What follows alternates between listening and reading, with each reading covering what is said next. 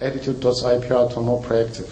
And I think the best thing that would be next is to think about the nationwide awareness and education activities that may help people to understand what are the piracy risks and what benefits they can get from using legal software. Same applied to music, same applied to video content, same applied to internet. People need to start thinking about software like about gasoline. If you buy a car, you pay a certain amount of money, but by buying a car, you understand you've got to pay for the gasoline for it to drive. Same for the software. You buy a PC, you need to understand that PC is not enough. This is not incomplete. This is just a junk of hardware that needs to work. And software is something that puts it in operation, and it also costs money. So awareness is something where everything starts. And in this regard, I think the public media and many people in this country will invest into helping others to understand that IPR is important and software is something that costs money. Second thing is what the companies who are taking care about IPR should do in order to support this government move in terms of bringing more awareness to the market. Let me give you an example from Microsoft.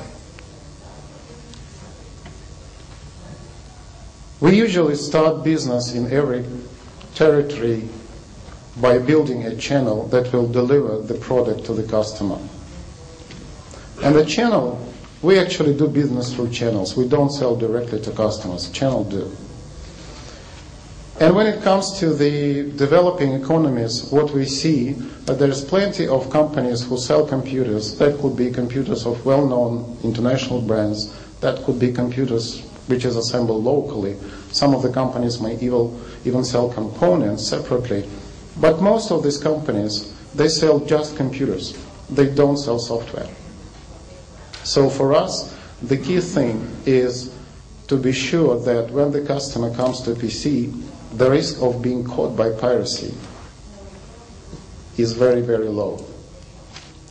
Yeah, we do have partners who are more dedicated to Microsoft with a large volume. We call them name partners. So these partners are usually large volume resellers. And it's much easier for them to understand that on the reputational side and on the risk side, it's much easier and much better and even more profitable to sell computers as a complete solution because they get the loyal customers. So with the name partners, it's more or less okay. But there's plenty of small companies who sell quite a small number of PC and for whom the price is very, very sensitive factor. And we are trying to reach these companies in order to help them to build a strong business with Microsoft and showing that installing legal software is much more profitable and safe business than others. So in Serbia, this is one of the part of activities. So we try to prevent piracy at the point of purchase so the customer are not under the risk of getting a PC with legal software, even if the customer doesn't know about it. The second thing to do for the vendor is to run the educational activities and awareness activities with their customers. The customers are different. There are big companies, there are medium companies, there are small companies, small home offices, and even consumers and education as well. So in all these segments, we try to bring more awareness about piracy, about the risk of piracy, and we try to build an understanding that the legal software gives much more benefits, and it doesn't worth to risk with something, just get the benefits and pay for it. And what we're doing here also, we try to be flexible enough in terms of giving different offers to those customers who either would like to start with the legal software or after realizing that it's better to use the legal software, they want to switch from a legal copy and install the legal product, even if they already use it in a legal software. So there are different types of products that are available in the market. And many companies do like this. We call it a legalization SKU. Legalization SKU means that we understand that there are plenty of customers who may buy or may use illegal software, but when they come to the decision to switch, we should give more favorable terms and conditions to them to switch from illegal use to legal use.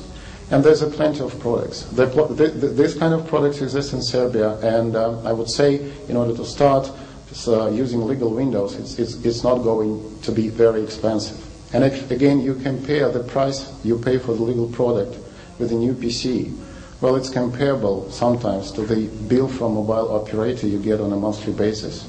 And it's certainly comparable, let's say, with the number of cups of coffee you pay during the month. So you need to understand that it's not a one-time deal when you ask to pay some amount of money. You just split this amount for the number of days you use your PC and the number of hours you spend. And the product you produce, be it, I don't know, the article that the journalist create for his publication, or some analytic report which was done by the student of economic faculty of Belgrade University, let's say, still you use computer. And if you split this cost, it is not that expensive. So when people say, oh, legal software is very expensive, it's not true. You just need to change the angle how you view the software. So prevention and education, this is the key thing.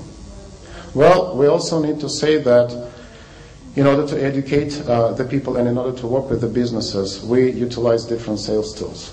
Because sometimes when you deal with a business decision maker, the business decision maker not in position to understand details about piracy, but he's in position to understand that deploying this or that IT solution, be it mail system in the enterprise or unified communication system, will give a benefit to his business. So sometimes people realize that they are not able to use the line of business application that can really increase the business output and profit without being legal. You cannot understand how well you spend those money that you invest into IT if you don't have this proper software asset management system in place. Believe me or not, but the number of computers in organization is not an indicator of how effectively this company or organization uses IT, unless there's a software asset management system in place. And software asset management was a methodology that was developed by Microsoft, and we invested a lot of time in developing the methodology of how the software should be put in the balance sheets, what inventory needs to be done to understand what kind, how many licenses you have, how you use these licenses, and understand the effect of these licenses and the future purchases that you need when you develop the business.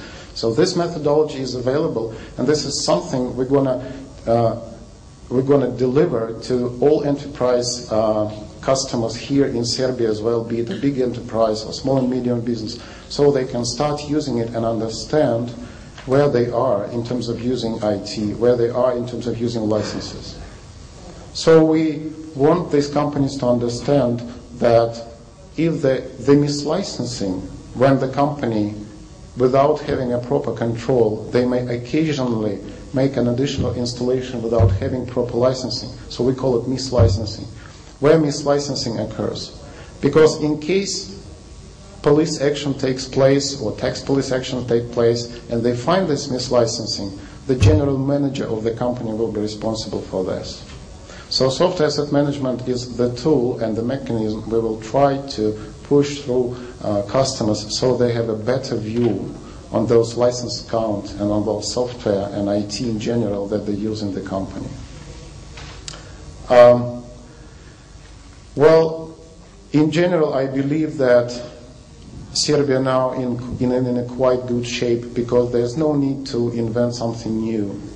There are enough practices across the globe.